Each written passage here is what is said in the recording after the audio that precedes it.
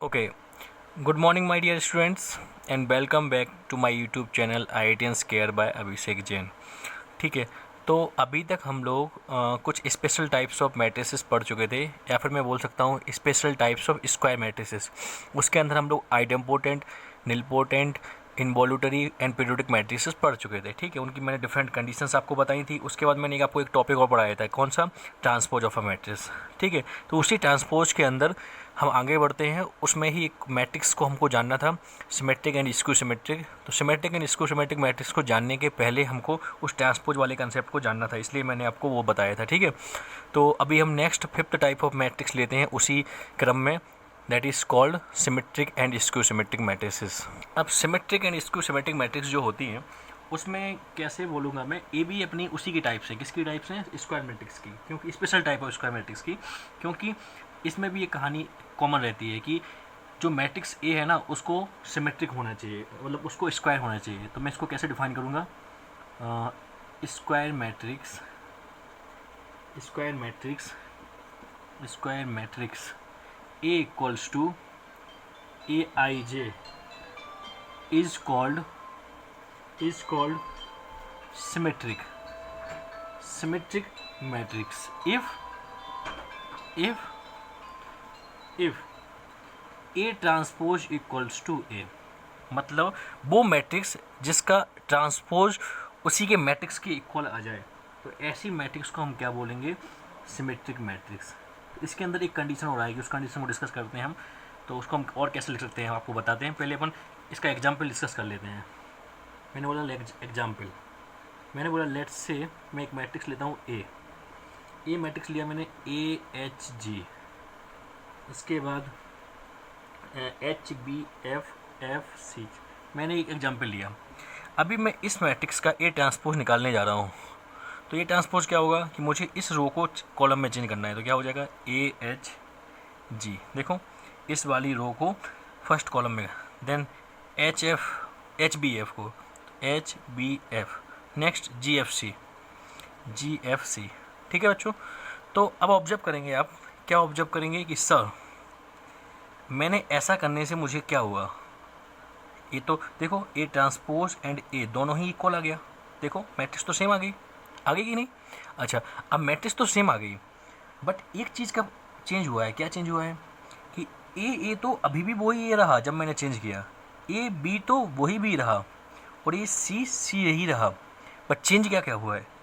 देखो जब मैंने फर्स्ट रो को फर्स्ट कॉलम बनाया तो ए जो एच था ना वो यहाँ पे आ गया। तो अब बताइए ए वाला और एच, ए वाला एच, ठीक है ना? अभी ए वाला जो जी था वो यहाँ पे आ गया, हुआ कि नहीं? क्लियर है आपको? तो मैं क्या बताना चाह रहा हूँ कि और ए बी सी की पोजीशन अभी भी वही रही है। तो इससे क्या बोल पाऊँगा मैं?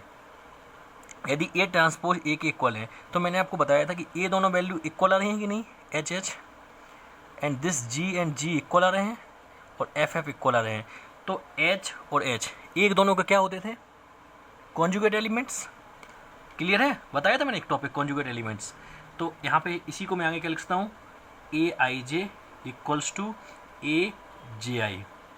ठीक है, फॉर ऑल IJ। ठीक है, फॉर ऑल IJ। ठीक है, अच्छा, तो अभी आप बोलेंगे कि फॉर ऑल IJ की बात करते हैं हम, बट एक चीज़ इसमें है, इफ़ I इक्वल्स टू जे हो जाए तो वो कौन से एलिमेंट हो जाएंगे? I इक्वल्स टू जे हो जाएंगे हमारे, तो वो कौन से एलिमेंट निकल के आते हैं? A11, A22 and A33। But A11, A22, A33 ये तो चेंज बिल्कुल भी नहीं हुए हैं। हुए हैं क्या चेंज? नहीं हुए ना? तो बस मैं इसके बाद क्या लिखता हूँ यहाँ पे मैं लिखूँगा, देखो आप देखना आप कि कॉन्जुगेट एलिमेंट्स, यहाँ पे लिख सकता हूँ मैं क्या? Conjugate elements are equal, but diagonal elements या फिर diagonal entities can be anything. क्यों? क्योंकि डायगोनल एलिमेंट में तो कुछ फर्क आएगा ही नहीं, एनीथिंग। सो इसी भाषा में बोले तो क्या बोलेंगे हम?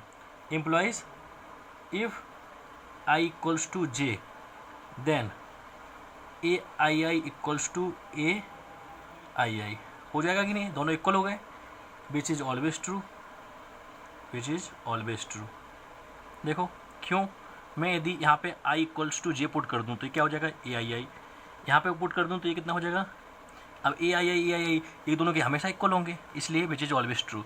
तो यदि मैं बोलूँ एक मैट्रिक्स को, एक कोई भी मैट्रिक्स है उसको स्क्वायर मैट्रिक्स बनना है तो क्या होना पड़ेगा कि उसके कॉन्जुगेट एलिमेंट्स सेम होना चाहिए, बस ये मैं बोल दूंगा आपको। देयरफॉर इस कहानी के साथ हम इसमें यहाँ पे बोल सकते हैं कि for symmetric matrix, for symmetric matrix conjugate elements must be equal. ठीक है, तो यहाँ पे किसी को डाउट नहीं होना चाहिए, ये चीज़ बहुत सिंपल है, समझ में आनी चाहिए। ठीक है, तो इस पे मैं आपको एग्जाम्पल लिखता हूँ। अब रैंडमली हम लोग एक एग्जाम्पल चूज़ करते हैं, जैसे कि मैंने बोला कि एग्जाम्पल लिखना चाहता हूँ, क्या वो सिमेट्रिक मैट्रिक्स होगी। सोचिए, मैंने बोला आपको कुछ लिख दिया मैंने 1 2 9। अच्छा, अब सोचिए 1 2 9, तो यदि मुझे इसको सिमेट्रिक मैट्रिक्स बनाना है तो मतलब इसका ए ट्रांसपोज को और ए को इक्वल करना है, तो ए ट्रांसपोज और ए को इक्वल करना है, तो यदि ए एलिमेंट 2 है तो ये वाला एलिमेंट कितना होना चाहिए, 2, तभी तो कॉन्जुगेट एलिमेंट्स इक्वल होंगे। कोई डाउट यहाँ पे, जब अपन ट्रांसपोज लेंगे तो ये वैल्यू सेम हो जाएगी 2। चलिए, ए 9 है तो ये वाला भी कितना होना चाहिए, 9। यहाँ तक बात समझ में आ रही होगी आपको, ठीक है ना। चलिए नेक्स्ट, इसके बाद अब मैंने बोला कि इधर मैं ले लेता हूँ कुछ -3, ठीक है। चलिए, और इधर मैं ले लेता हूँ कुछ 5, यहाँ पर ले लेता हूँ 6। चलिए, अब ऑब्जर्व करिए 1 5 6 पे तो कोई इफेक्ट नहीं होगा, क्यों, क्योंकि वो तो कौन से एलिमेंट्स हैं, वो एलिमेंट्स हैं जहाँ पे आई एंड जे की वैल्यू सेम होती है, या फिर मैं बोलूँ तो ये लीडिंग डायगोनल के एलिमेंट्स हैं, तो वो हमारे कॉन्जुगेट एलिमेंट्स में कोई इफेक्ट नहीं करते हैं। तो अब मैं ये को बताऊँ, यदि ए -3 है तो ये वाला भी कितना होना चाहिए, -3। तो ऑब्जर्व करो, ये दोनों इक्वल हैं, देखो इक्वल है कि नहीं है। अब इसका आप ट्रांसपोज निकाल दो, ट्रांसपोज निकालोगे तो कैसे निकालोगे, देखो ए ट्रांसपोज इक्वल्स टू, अब ए वाली रो को चेंज कर दो, कितना हो जाएगा 1 2 9, देन इस वाली रो को करो 2 5 -3, देन 9 -3 6। अब ऑब्जर्व करिए, क्या ये दोनों मैट्रिक्स सेम है, देखो 1 2 9 2 5 -3 9 -3 6, आ गया कि नहीं, क्लियर है, क्लियर है। तो अपन क्या बोल पाएंगे कि therefore A is symmetric matrix, symmetric matrix because A transpose equals to A. और दूसरी भाषा में क्या लिखूंगा मैं, ए आई जे इक्वल्स टू ए जे आई। ठीक है, यहाँ तक किसी को डाउट नहीं होना चाहिए, ठीक है। तो सिमेट्रिक हो गया। अब नेक्स्ट पढ़ते हैं स्क्यू सिमेट्रिक। तो नेक्स्ट हमारा स्क्यू सिमेट्रिक मैट्रिक्स। तो स्क्यू सिमेट्रिक मैट्रिक्स से पहले मैं आपको थ्योरी बता देता हूँ कि क्या होता है actually. A square matrix A equals to A i j is called skew symmetric matrix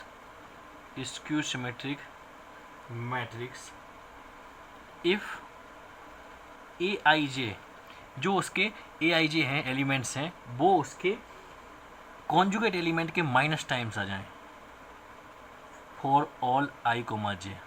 ठीक है, तो इसी भाषा को मैं दूसरी भाषा में क्या लिखूंगा, ये तो हो गया मेरा कौन से एलिमेंट्स वाली भाषा में, और दूसरी भाषा में क्या बोलूँगा कि ए ट्रांसपोज की वैल्यू -a हो जाए और ए इक्वल्स टू -a ट्रांसपोज आ जाए। ठीक है, यदि ऐसा सेटिस्फाई होगा तो हम क्या बोलेंगे कि वो मैट्रिक्स क्या होगी, हमारी स्क्यू सिमेट्रिक मैट्रिक्स। ठीक है, तो अब मैंने एक चीज़ बताई आपको, ये तो बता दिया कौन से वाले में जब हमारे एलिमेंट्स की बात करें, ठीक है ना।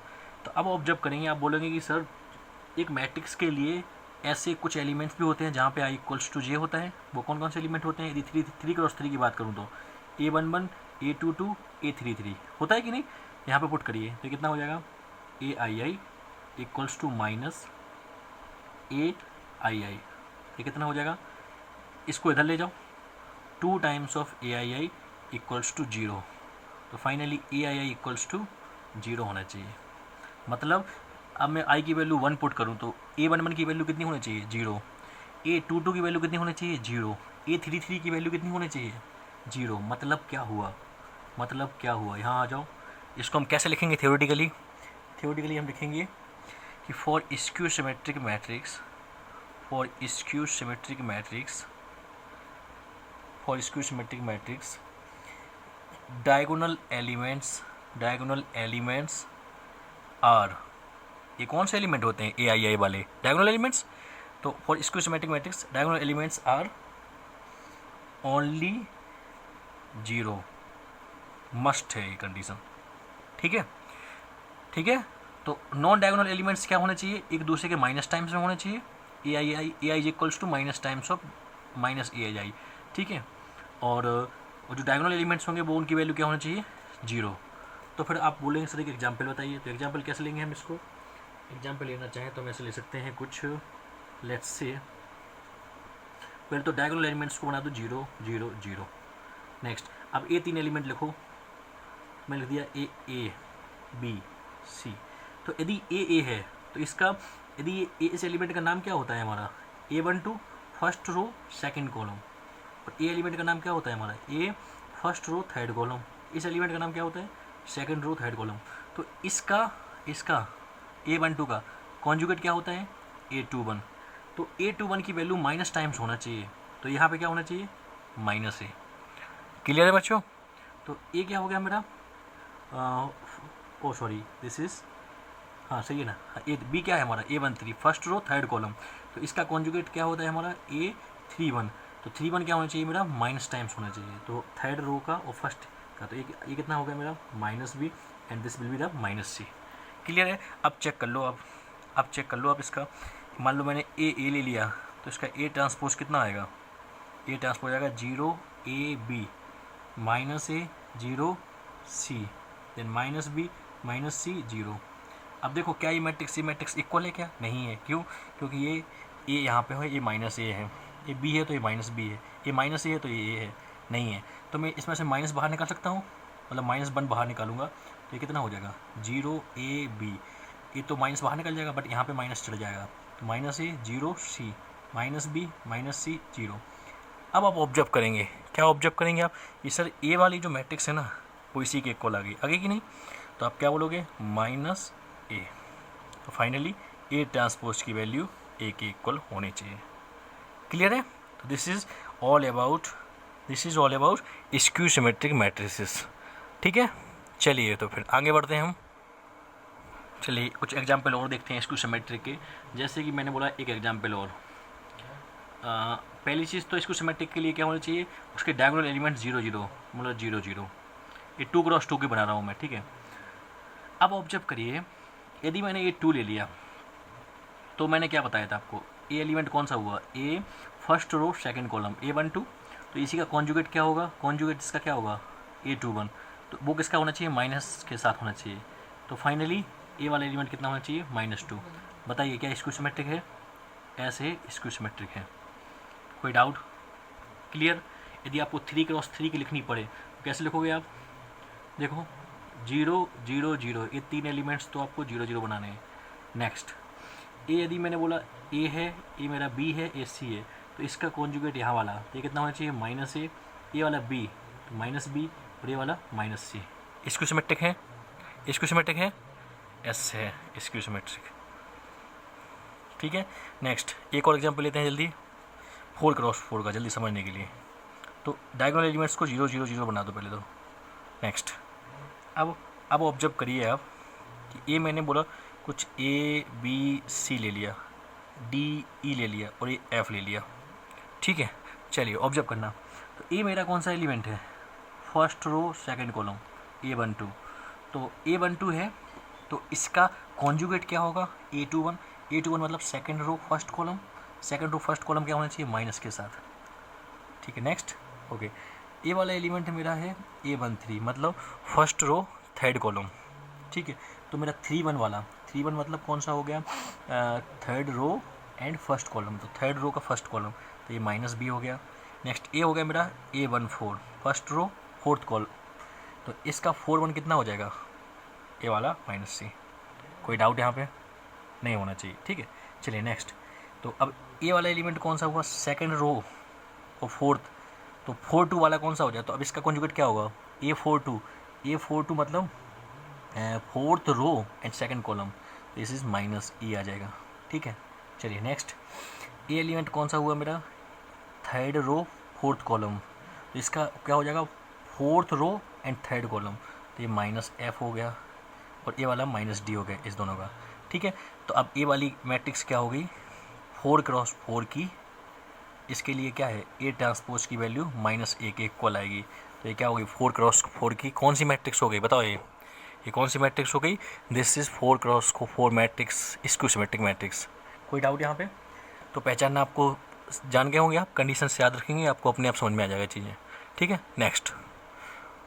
अच्छा, अब एक चीज़ बताइए आप, स्क्यू सिमेट्रिक मैट्रिक्स के लिए, for skew symmetric matrix, skew symmetric matrix trace क्या होगी, ट्रेस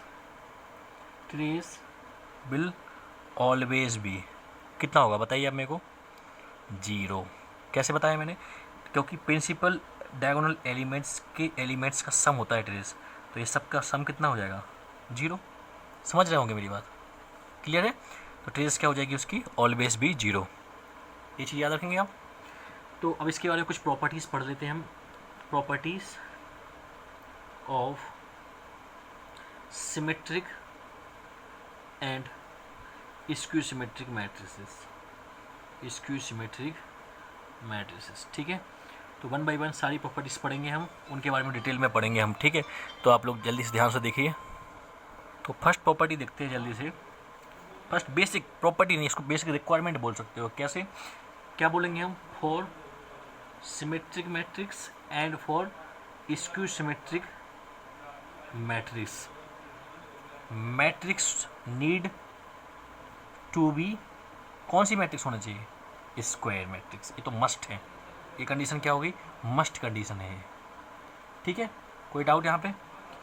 तो second point is that is, हम बोल सकते हैं कि if A is a square matrix, मान लीजिए मैंने बोला ए कोई स्क्वायर मैट्रिक्स है, देन आपने क्या किया, ए प्लस ए ट्रांसपोज, ठीक है, मतलब ए प्लस ए ट्रांसपोज किया, या फिर आपने ए इंटू ए ट्रांसपोज किया, या फिर आपने ए ट्रांसपोज इंटू ए किया, वो सब जो होंगे वो हमेशा सिमेट्रिक मैट्रिसेस ही निकल के आएंगे, सिमेट्रिक मैट्रिसेस। ठीक है, वाइल यदि आपने ए माइनस ए ट्रांसपोज किया, यदि ए माइनस ए ट्रांसपोज किया तो वो क्या निकल के आएगा, इज स्क्यू सिमेट्रिक मैट्रिक्सेस।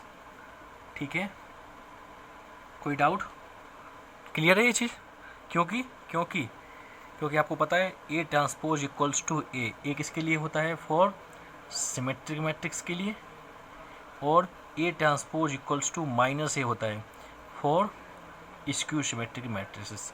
एक एग्जांपल लेना आप, जिसमें आप दोनों को निकालना, पहले ए को ए ट्रांसपोज को लेना, उनको जब आप करोगे उससे जो मैट्रिक्स निकलेगी, नई मैट्रिक्स, वो भी सिमेट्रिक मैट्रिक्स होगी, और जब आपको ए माइनस ए ट्रांसपोज करोगे तब जो नई मैट्रिक्स निकलेगी वो होगी हमारी स्क्यू सिमेट्रिक मैट्रिक्स। कोई डाउट यहाँ पे, क्लियर है। चलिए नेक्स्ट पॉइंट पढ़े फिर हम, क्लियर है, चलिए आगे बढ़ते हैं। तो फिर थर्ड पॉइंट, नेक्स्ट इज हम पढ़ते हैं नोट नंबर कौन सा था, थर्ड पॉइंट पढ़ लेते हैं, प्रॉपर्टी नंबर 3। प्रॉपर्टी नंबर 3 हम कैसे देखेंगे कि लेट्स से मैंने बोला for skew symmetric matrix, skew symmetric matrix, हमें पता है, क्या पता है हमें, कि ए ट्रांसपोज की वैल्यू माइनस ए होती है। कोई डाउट नहीं, यहाँ पे हमने डिटरमिनेंट लिया इनका, डिटरमिनेंट लिया तो ये कितना हो जाएगा, A transpose equals to minus A. अब डिटरमिनेंट है तो ये माइनस बाहर निकल जाएगा, ऐसे मत सोचना कि ये तो सर मोड हो गया, वो वाला मोड नहीं है, डिटरमिनेंट है, तो ये माइनस मैंने बाहर निकाल दिया। ठीक है, अब अभी मैंने आपको एक प्रॉपर्टी पढ़ाई थी, याद है क्या आपको, कि फॉर स्क्वायर मैट्रिक्स के लिए ए ट्रांसपोज का मोड, एंड जब ट्रांसपोज पढ़ाया था तब बताया था ये चीज़, ए ट्रांसपोज का मोड और ए का मोड, मतलब ए ट्रांसपोज का डिटरमिनेंट और ए का डिटरमिनेंट दोनों की वैल्यू सेम आती है। तो ए मेरा कितना निकल के आया, दिस विल बी, ठीक है, ए वैल्यू सेम हो जाएगी, और ये कितना हो गया, माइनस ऑफ ए, तो अब इसको इधर ले जाओ तो कितना होगा, 2 times of this equals to 0, तो फाइनली ए इक्वल्स टू 0, मतलब क्या हुआ, डिटरमिनेंट की वैल्यू क्या होगी, 0 के इक्वल होगी। मतलब मैं क्या बोल सकता हूँ, for skew symmetric matrix, skew symmetric matrix determinant value of determinant value of odd order of odd order matrix will be 0। ठीक है, ऑड वैल्यू वाला, ठीक है, जिसका मतलब ऐसी मैट्रिक्स जिसका ऑर्डर ऑड हो, मतलब 3x3, 1x1, 5x5, 7x7, 2x2 का क्या होगा, 2x2 का मैट्रिक्स का डिटर्मिनेंट जो होगा स्क्यू सिमेट्रिक भी रहेगी ना, तो उसका डिटर्मिनेंट वैल्यू 0 नहीं आएगी। वो 0 आ भी सकती है, नहीं भी आ सकती, वो डिपेंड करेगा क्वेश्चन पे। तो ये जो है ना, एक कंडीशन याद रखना, determinant value of odd order matrix will be 0। एक एग्जांपल दिखाता हूँ, जैसे कि ये देखो A 0 0, इसको सिमेट्रिक बनाना है, तो ए एलिमेंट यदि 2 ले लिया तो कितना हो गया, -2। क्लियर। अच्छा, अब इसका मैं डिटर्मिनेंट लेता हूँ तो कितना होगा, 0 2 -2 0। अब ऑब्जेक्ट को डिटर्मिनेंट के लिए ए वाली वैल्यू का मल्टीप्लाई करो, देन इन दोनों का मल्टीप्लाई करो और माइनस कर दो, तो 0 माइनस ऑफ 4 इक्वल्स टू 4। तो यहाँ पर डिटर्मिनेंट की वैल्यू कितनी आ गई, नॉन जीरो। क्लियर है आपको। तो अब ऑब्जर्व कर सकते हो कि सर ये तो ऑड ऑर्डर का नहीं था। क्लियर। बट यदि हमारा ऑड ऑर्डर वाला होगा तो पक्का उसका डिटर्मिनेंट की वैल्यू 0 होगी। ठीक है, समझ में आया चीज़। चलिए, तो नेक्स्ट हम आगे बढ़ते हैं। अच्छा, इसी को हम थ्योरी में लिख लेते हैं। पहले थ्योरी में कैसे लिखेंगे हम, तो नेक्स्ट मैंने बताया for even order skew symmetric matrix determinant value may be 0 और नॉट। वो डिपेंड करेगा type of the matrix, but in general नहीं होगी।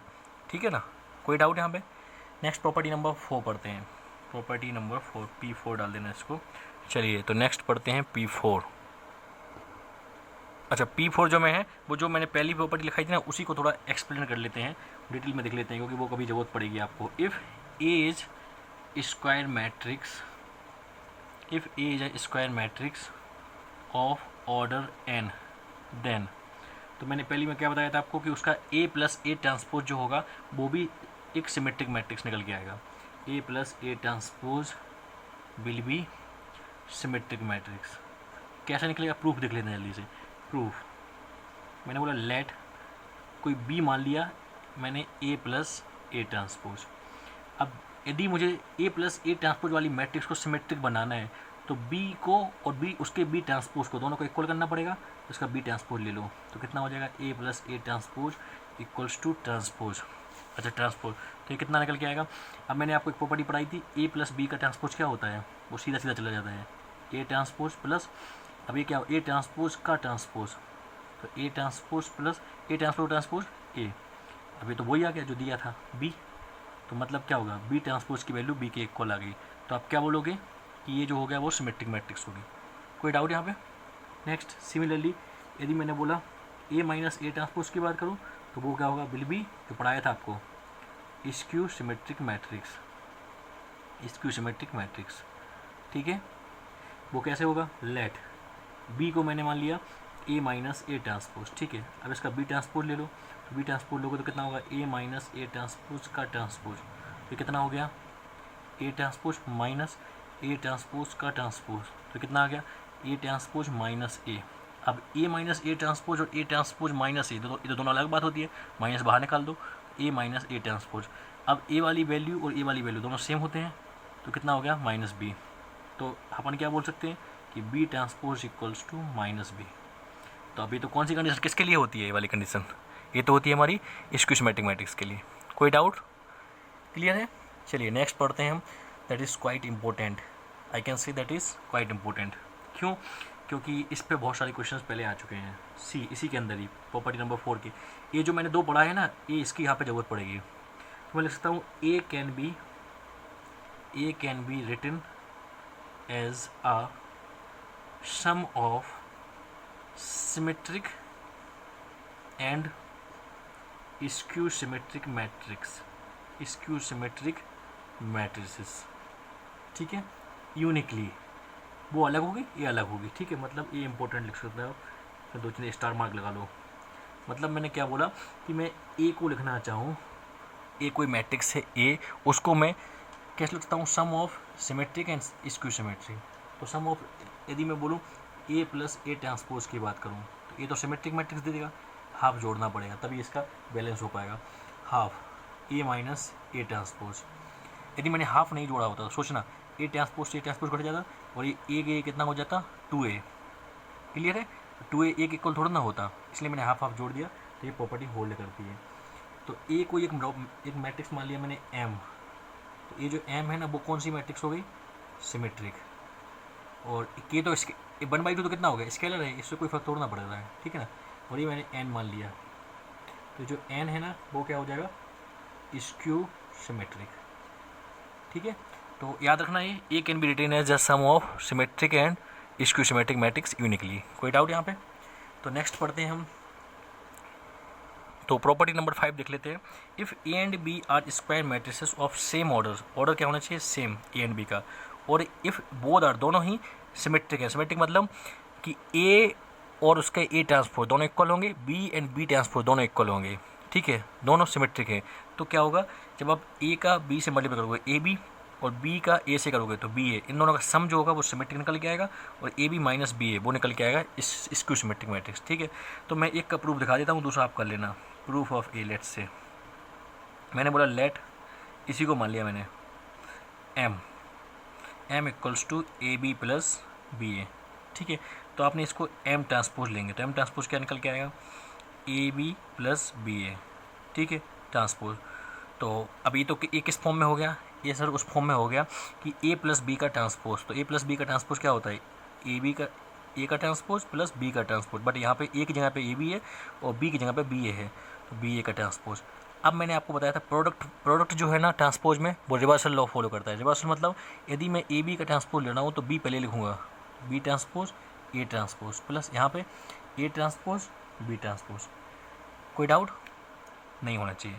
अब यहाँ पे लिखा हुआ था, क्या लिखा था कि if both are symmetric, if A and B both are symmetric, यदि ए एंड बी दोनों ही सिमेट्रिक हुए भाई तो ए ट्रांसपोज की वैल्यू ए के इक्वल होगी एंड बी ट्रांसपोज की वैल्यू बी के इक्वल होगी। तो by using this fact I can write here is M transpose equals to, अब बी ट्रांसपोज की यहाँ पे मैं क्या लिख सकता हूँ, बी लिख दो बी, ए ट्रांसपोज यहाँ पे लिख सकता हूँ मैं ए लिख सकता हूँ, लिख लो B A. Next A transpose की जगह पे ए, ओके, देन ए कितना हो गया बी, तो फाइनली क्या हो गया ए बी प्लस बी ए। और मैंने यहीं से शुरुआत की थी, यही मेरा एम था, तो एम ट्रांसपोज एम के इक्वल आ गया।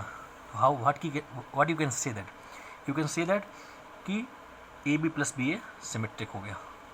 क्लियर है, एम ही हमारा क्या था, ए बी प्लस बी है। अब सिमिलरली बी का आप कर सकते हो, बी क्योंकि सेम उसी टाइप का होगा, वो माइनस टाइम आ जाएगा। कोई डाउट यहाँ पे, समझ में आ रही बात? चलिए नेक्स्ट पढ़ते हैं आगे फिर इसी में। चलिए देखिए अब सी देख लेते हैं। सी मतलब इस प्रॉपर्टी नंबर 5 के अंदर ही पढ़ रहे हैं सब कुछ। तो मैं बोलूँगा if A and B are commute मतलब मैंने बोला ए एंड बी हमारे सिमेट्रिक मैट्रिक्स तो थे ही, उसी के आगे मतलब if A and B are commute as well, then जो ए बी होगा ना वो भी सिमेट्रिक होगा, A B will be symmetric. कैसे? कम्यूट करने के लिए हमको पता है ए बी की वैल्यू बी ए के इक्वल होती है कि नहीं होती है। तो अब ए बी सिमेट्रिक होगा तो मुझे ए बी का ट्रांसपोज की वैल्यू ए बी के इक्वल प्रूफ करनी होगी। तो अब ए कितना हो जाएगा, B transpose into A transpose, okay. तो अभी आप ऑब्जर्व करेंगे, इसमें लिखा था कि इफ़ बोथ आर सिमेट्रिक है तो बी ट्रांसपोज की वैल्यू कितनी हो जाएगी बी, ए ट्रांसपोज की वैल्यू कितनी हो जाएगी ए। यहाँ तक किसी को डाउट है? अच्छा, अब यदि कम्यूट करेंगे तो ए बी और बी ए दोनों इक्वल हो जाएंगे। तो ए बी ट्रांसपोज की वैल्यू ए बी की इक्वल आ गई क्या? आ गई। तो हम क्या बोलेंगे कि A B will be symmetric. कोई डाउट यहाँ पे? क्लियर? तो बी ए और ए बी कम्यूट करने की वजह से ये दोनों इक्वल आ गए। ठीक है, चलिए नेक्स्ट डी पॉइंट। अब डी पॉइंट पढ़ लेते हैं हम इसी में, वो भी इसी के अंदर ही चल रहा है, P5 के अंदर ही। ठीक है ना भाई, समझना बहुत इंपॉर्टेंट है ये सब, इसलिए मैं बार बार आपको इतनी धीरे धीरे चल रहा हूँ। चलिए नेक्स्ट, अब डी पॉइंट वही सेम, इफ थ्योरी वही होगी, if A and B are square matrix of same order and both are symmetric, then D point यदि मैंने ए टू द पावर के लिया तो वो भी क्या होगा, विल बी सिमेट्रिक होगा। कैसे होगा देखते हैं यहाँ पे कैसे होगा। मैंने बोला let M equals to C A to the power के।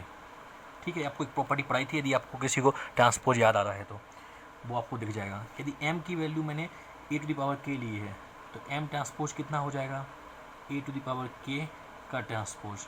तो मैंने आपको एक प्रॉपर्टी पढ़ाई थी क्या, ए ट्रांसपोज का जो इस टाइप से हो जाता है, तो ये क्या हो जाएगा, A transpose to the power k. याद है आपको? ठीक है ना? अरे हाँ, ये पढ़ाया था मैंने आपको। नेक्स्ट, अब इसमें दिया था कि सर बोथ आर सिमेट्रिक, तो ए यदि सिमेट्रिक है तो ए ट्रांसपोज की वैल्यू कितनी हो जाएगी, ए टू द पावर के। अब ए टू द पावर के क्या था हमारा, एम, तो ये क्या हो गया, यहाँ से हमें क्या निकल के आया, यहाँ से हमको निकल के आया कि एम ट्रांसपोज की वैल्यू एम के इक्वल आ गई। तो मतलब क्या होगा, और एम क्या था हमारा, ए टू द पावर के, तो क्या होगा, ए टू द पावर के will be symmetric and similarly B to the power के विल ऑल्सो बी सिमेट्रिक। ठीक है भाई, कोई डाउट यहाँ पे? क्लियर? चलिए तो फिर नेक्स्ट हम पढ़ते हैं इसके बाद। चलिए तो उसी के अंदर प्रॉपर्टी नंबर 5 के अंदर ई पॉइंट देख लेते हैं।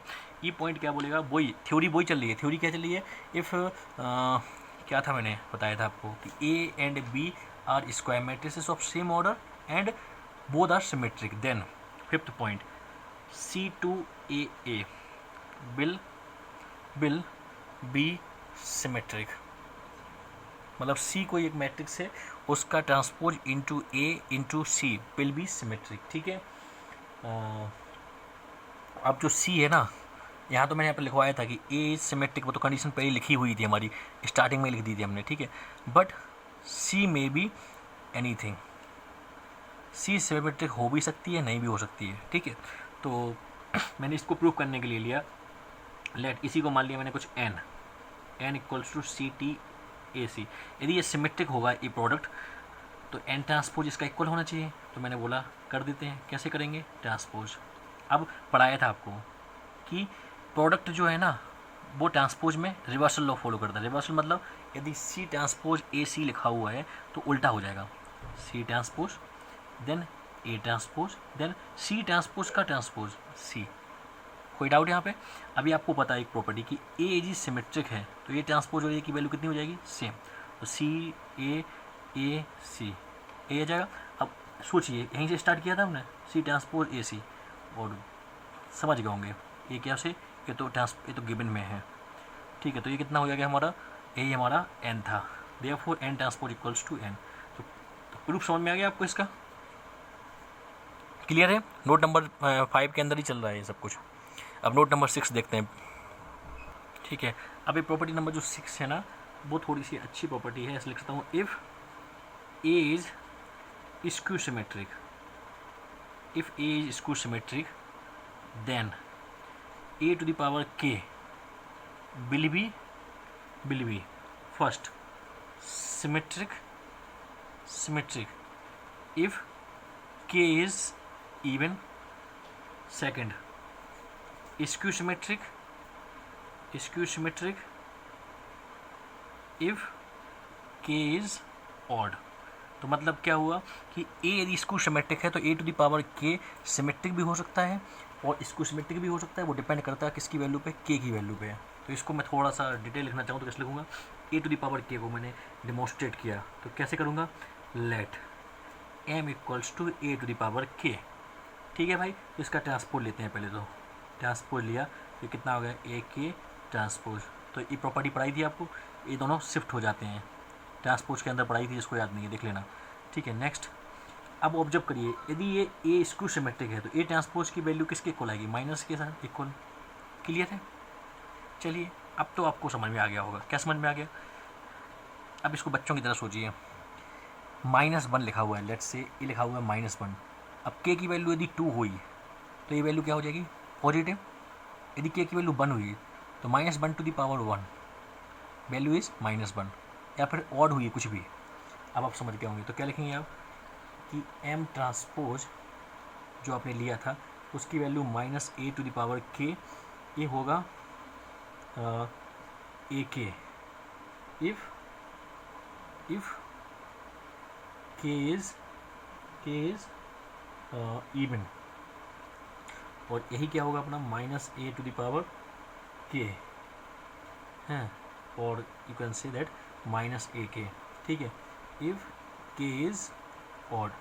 तो अब ऑब्जर्व करिए कि हमने एम किसको माना था, ए टू द पावर के को, और हम M A to the power k तक पहुंच गए।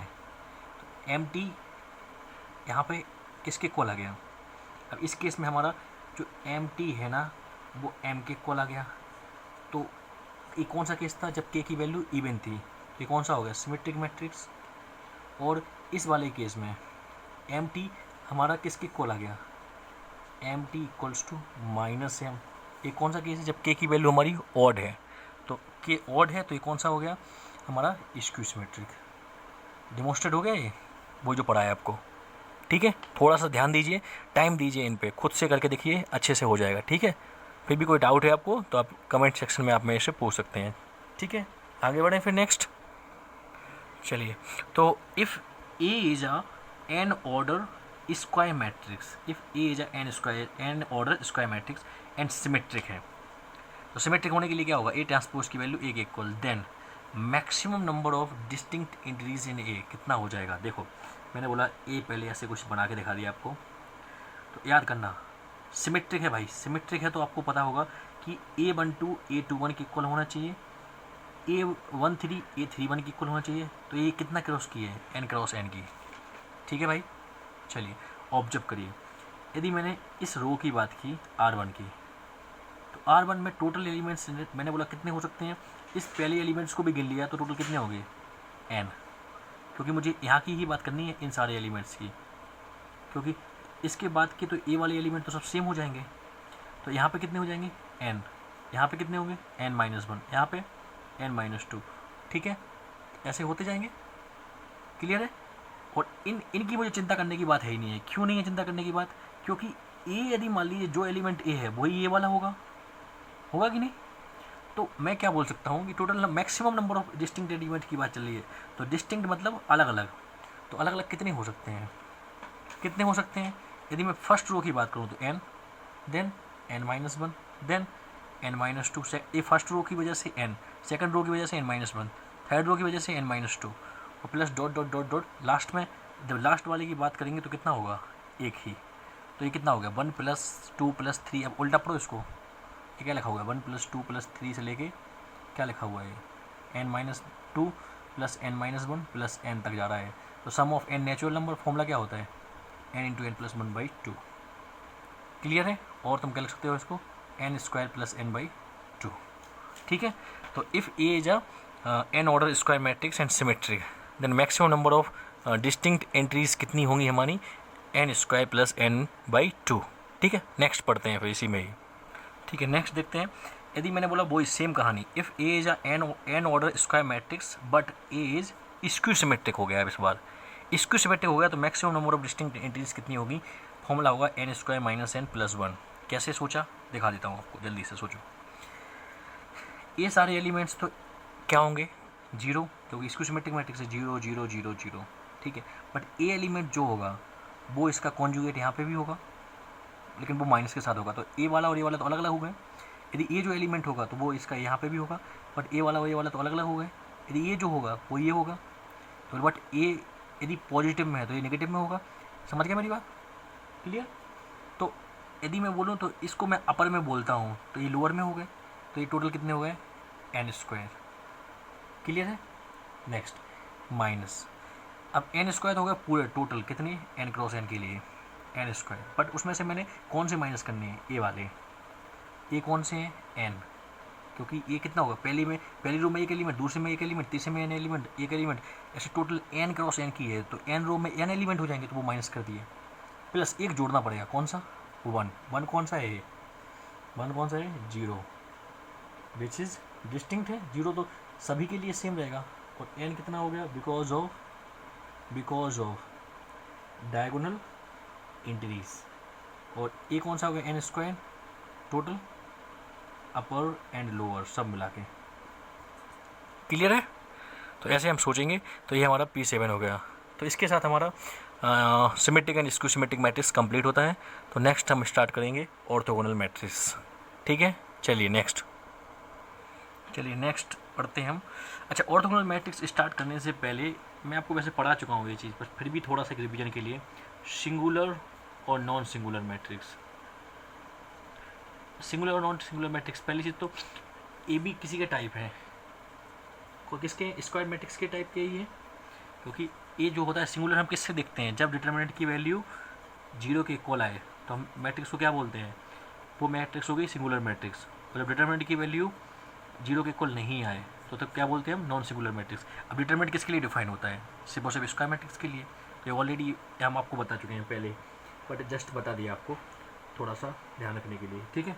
तो डिटर्मिनेंट की वैल्यू से हम डिफाइन करते हैं कि ये सिंगुलर मैट्रिक्स हो गई या फिर नॉन सिंगुलर मैट्रिक्स होगी, ठीक है।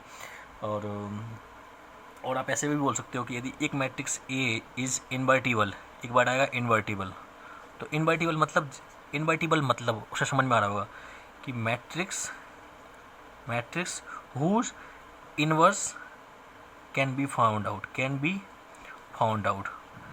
तो मैंने बताया था किस मैट्रिक्स का हम इनवर्स निकाल सकते हैं, जिसका डिटर्मिनेंट 0 नहीं हो, तो इसका ए इनवर्स एग्जिस्ट करता है, बट इसके लिए ए इनवर्स एग्जिस्ट नहीं करता है। आप बोलोगे सर ये कैसे, तो वो आपको पता चलेगा जब हम डिटर्मिनेंट में पढ़ेंगे हम अभी, या फिर आगे पढ़ेंगे हम इसी में इनवर्स ऑफ द मैट्रिक्स में, उसमें बताएंगे आपको, ठीक है। तो इसका मैट्रिक्स, ऐसी मैट्रिक्स जिसका inverse can be found out, तो उसको हम क्या बोलेंगे, तुम्हारा इन्वर्टिबल मैट्रिक्स। तो देयरफॉर ये कौन सी मैट्रिक्स हो गई, नॉन सिंगुलर मैट्रिक्स को ही हम इन्वर्टिबल मैट्रिक्स बोलते हैं, ठीक है। तो इसके साथ हम नेक्स्ट टॉपिक पढ़ते हैं, that is called orthogonal matrix. ये क्वाइट इम्पोर्टेंट है, ठीक है, ऑर्थोगोनल मैट्रिक्स, ठीक है। तो आगे बढ़ते हैं, इसमें इसके साथ हमारे कुछ तो 2-3-4 टॉपिक बचेंगे छोटे छोटे से, उनको भी कंप्लीट करना है, तो मुश्किल से 2 या 3 लेक्चर्स में कंप्लीट हो जाएगा, ठीक है, मैट्रिक्स टॉपिक पूरा कंप्लीट हो जाएगा। तो ऑर्थोगोनल मैट्रिक्स की बात कर लेते हैं हम। अब ऑर्थोगोनल मैट्रिक्स ए बी हमारा ट्रांसपोज, इसके लिए हमको ट्रांसपोज जानना था, ट्रांसपोज हमको पता चल गया है। तो क्या होती है कि A square matrix A is called orthogonal matrix हम कब बोलते हैं, इफ़ यदि मैंने बोला कि अब ए मैट्रिक्स को उसके ट्रांसपोज से मल्टीप्लाई कर दो, ठीक है, इसके बाद या फिर आपने ए ट्रांसपोज को ए के साथ मल्टीपल कर दिया, मतलब या पहले आपने ए को उसके ट्रांसपोज के साथ, या फिर ए ट्रांसपोज को ए के साथ मल्टीपल, इन दोनों का प्रोडक्ट आइडेंटिटी मैट्रिक्स के इक्वल आ जाए। आई क्या है यहाँ पे, आइडेंटिटी मैट्रिक्स, ठीक है। यदि ये कंडीशन सेटिस्फाई कर जाए तो हम क्या बोलेंगे, वो मैट्रिक्स कौन सी होगी, ऑर्थोगोनल मैट्रिक्स, ठीक है। कोई डाउट यहाँ पे, तो इसी के अंदर कुछ नोट पढ़ते हैं। पहले प्रॉपर्टी नंबर 1, चलो, if A into A transpose equals to I है, तो इसका मैंने डिटर्मिनेंट लिया जो अभी तक सबके लिए कर रहे थे, तो यहाँ पे क्या हो जाएगा डिटर्मिनेंट में, A into A transpose equals to I. अब मेरे को ये बताइए, अब ये तो प्रॉपर्टी पता है आपको, ए इंटू बी का डिटर्मिनेंट, उसको हम तोड़ सकते हैं कैसे, इंटू ए ट्रांसपोज, ठीक है। और आई मतलब कौन सी वाली, ए वाली, 1 1 1 0 0 0 0 0 0, इसका डिटर्मिनेंट वैल्यू कितनी होगी, ए वाला पकड़ो 1, बाकी सब 0 हो जाएंगे, 1 माइनस ए वाला 1 मल्टीप्लाई बाकी 0, तो आंसर विल बी 1। तो आइडेंटिटी मैट्रिक्स का डिटर्मिनेंट की वैल्यू कितनी होती है, 1, तो कितना हो गया 1। अब मैंने आपको पढ़ाया था, क्योंकि स्क्वायर मैट्रिक्स की बात चल रही है, तो ए ट्रांसपोज और ए दोनों ही इक्वल होते हैं, पढ़ाया था ट्रांसपोज में, नहीं याद है ढूंढ दो वहाँ पे मिल जाएगा 1, ठीक है। ये कितना हो गया, अब ए स्केलर इंटू स्केलर, तो कितना हो गया, स्केलर का इसको 1, देयरफॉर डिटर्मिनेंट की वैल्यू कितनी आएगी, +-1, ठीक है। कोई डाउट यहाँ पे, मतलब यदि ऑर्थोगोनल मैट्रिक्स है तो उसकी डिटर्मिनेंट की वैल्यू क्या होगी, यहाँ पर लिख सकता हूँ, for orthogonal matrix its determinant value will be +-1, ठीक है, अरे ठीक है, क्लियर। तो नेक्स्ट आगे बढ़ते हैं फिर हम, नेक्स्ट तो ये हो गया प्रॉपर्टी नंबर 1। प्रॉपर्टी नंबर 2, अब मैंने अभी आपको बताया लास्ट में कि डिटर्मिनेंट की वैल्यू कितनी होती है, plus minus 1। It means determinant की वैल्यू या तो 1 होगी या फिर -1 होगी। तो जीरो तो नहीं है ना, तो जीरो नहीं है मतलब डिटर्मिनेंट की वैल्यू जीरो मतलब does not equals to zero, मतलब नॉन जीरो है। और we can say det value is non zero. तो det value is non zero मतलब det value is non zero मतलब ये कौन सी मैट्रिक्स की बात चला रहा है? ये बोल रहा है नॉन सिंगुलर मैट्रिक्स की, नॉन सिंगुलर मैट्रिक्स। ठीक है, तो इसका ऐसी मैट्रिक्स का ए इनवर्स एग्जिस्ट करेगा। ठीक है, non singular matrix A inverse exist करेगा, तो इसको हम क्या बोलेंगे? Invertible matrix. Therefore we can say that orthogonal matrix is invertible matrix. ठीक है बच्चों, क्लियर है ये चीज़? ठीक है, तो प्रॉपर्टी नंबर 2 क्लियर है आपको? प्रॉपर्टी नंबर 3 की बात कर लेते हैं जल्दी से। मैंने बोला आपको ए इंटू ए ट्रांसपोज की वैल्यू आई के इक्वल आनी चाहिए as per the definition of orthogonal matrix. मैंने क्या किया कि जो मैं अभी तक करते आ रहा था, प्री मल्टीप्लाई बाई किया, प्री मल्टीप्लाई ए इनवर्स, तो कितना हो जाएगा? A inverse into A transpose equals to A inverse into I. तो ए इनवर्स इंटू ए मिल के क्या बन जाएगा?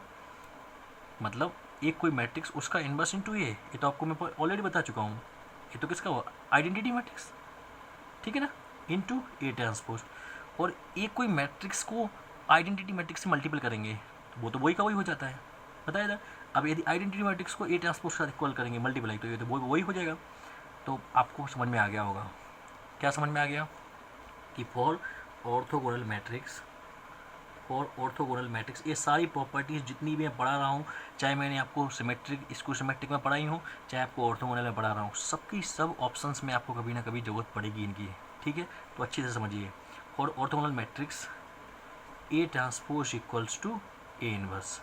मतलब यदि आपको ऑर्थोगोनल मैट्रिक्स है तो कोई आपको बोले कि ए इनवर्स निकालिए, तो ए इनवर्स निकालना थोड़ा टफ टास्क है। तो आप क्या करेंगे? टफ टास्क को ख़त्म करने के लिए आप क्या करेंगे? उसका ए ट्रांसपोज निकाल लेंगे, तो आप समझ जाएंगे कि ये जो वैल्यू है वो हमारी इक्वल हो जाएगी। ठीक है, तो हम इससे चाहें तो इससे हम उल्टा प्रूफ भी कर सकते हैं। कैसे प्रूफ करेंगे? जैसे मैंने बोला, इसी को मैं पोस्ट मल्टीप्लाई कर देता हूँ ए से। ये कितना हो जाएगा? A transpose into A equals to A inverse into A तो ए इनवर्स इंटू ए तो आई के इक्वल हो गया, और ए ट्रांसपोज इंटू ए। ठीक है, तो आप ऑब्जर्व कर सकते हो कि यहाँ पे हमारा जो मैंने आपको एक प्रॉपर्टी पढ़ाई थी, क्या अभी इसी के अंदर ही, ऑर्थोगोनल के अंदर ही, A into A transpose equal to A transpose into A equals to I. तो अब देखो, इसको मैं लिख सकता हूँ क्या? ए इंटू ए ट्रांसपोज लिख सकता हूँ, और ये कितना हो गया? A inverse into A equals to I. ठीक है, कोई डाउट यहाँ पे? तो आप इसमें क्या लिख सकते हो? इसमें लिखोगे फॉर ऑर्थोगोनल मैट्रिक्स। अब यहाँ से अपनी एक चीज़ समझ में आ गई होगी, क्या? फॉर ऑर्थोगोनल मैट्रिक्स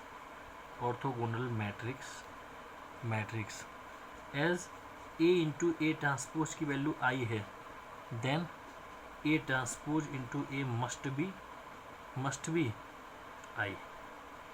क्लियर है? ये तो उसकी थ्योरी में था ही, बट फिर भी मैंने आपको इसको एस दिखा दिया कि आप इसको ऐसे करेंगे तो इससे आपको समझ में आ जाएगा। ठीक है, क्लियर है? तो 3 प्रॉपर्टी हो गई हैं, चौथी प्रॉपर्टी पढ़ते हैं जल्दी से।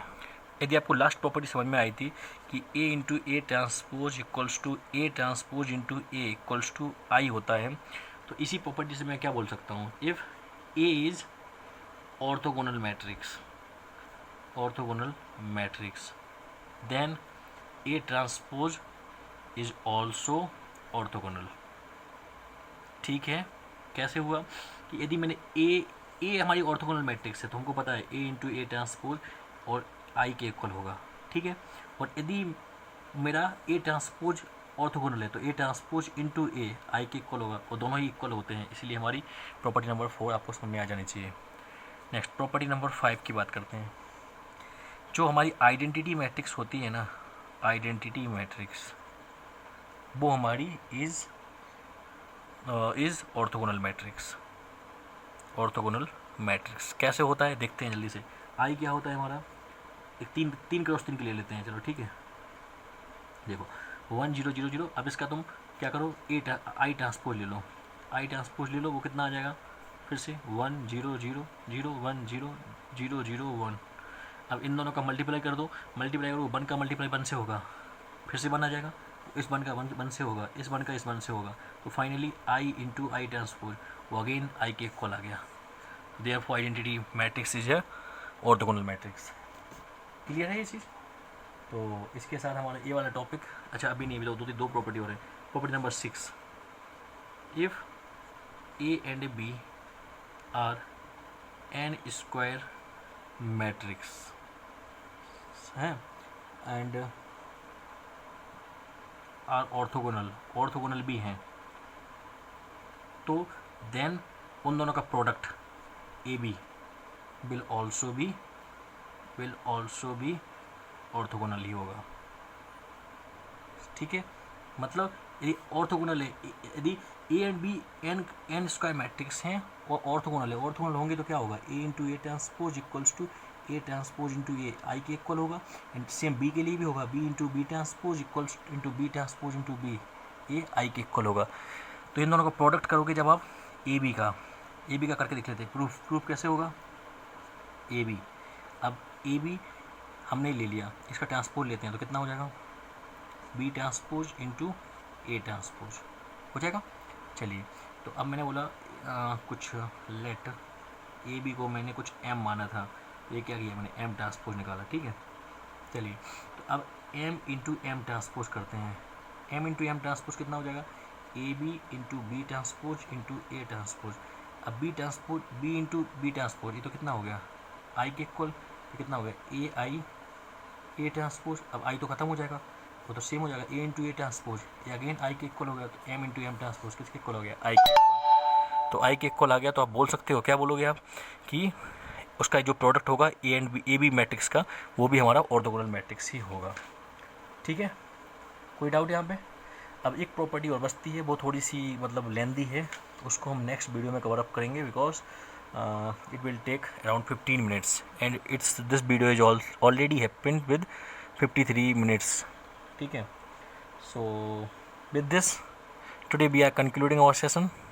Okay students, तो आपको जो भी डाउट्स हैं प्रॉपर्टी में जहाँ पे भी हैं, आप कमेंट सेक्शन में मेरे को बताइए और मिनट में मेंशन कर देना, मैं आपके डाउट्स वहाँ पे क्लियर करने की कोशिश करूँगा। और यदि आपको कोई क्वेश्चन में डाउट है तो आप मेरे को टेलीग्राम ग्रुप में, इसी के डिस्क्रिप्शन में आपको टेलीग्राम ग्रुप मिल जाएगा लिंक, तो वहाँ पे आप जाइए और वहाँ से आप उस ग्रुप में पहुँचिए, वहाँ पे आप मेरे को डाउट पोस्ट कर देना, तो मैं आपको वहाँ पे आंसर देने की कोशिश करूँगा। ठीक है, और स्टूडेंट्स जो भी इस वीडियो को पहली बार देख रहे हैं, उनसे ये कहना है कि इसी लेक्चर सीरीज़ में, इसी प्लेलिस्ट में आपको और बाकी 8 वीडियो और मिल जाएंगे, तो आप वो भी देखिए, तब आपको मैट्रिक्स में और फील आएगी। ठीक है, और जिन बच्चों ने अभी तक सब्सक्राइब नहीं किया है वो सब्सक्राइब करिए और अपने दोस्तों को बताइए, और कम से कम अपने 10 दोस्तों को ये बताइए, क्योंकि उनका भी भला हो, आपका भी भला हो।